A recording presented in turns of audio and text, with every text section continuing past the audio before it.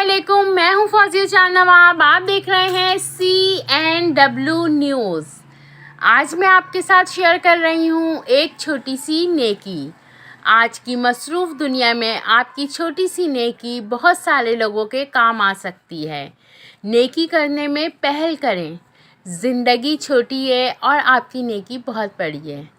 आप भी अपनी नेकी मेरे साथ शेयर कर सकते हैं। देखते रहिए CNW न्यूज़। सलाम पाकिस्तान। वीडियो पसंद आए चैनल को लाइक कीजिएगा, सब्सक्राइब कीजिएगा और शेयर कीजिएगा।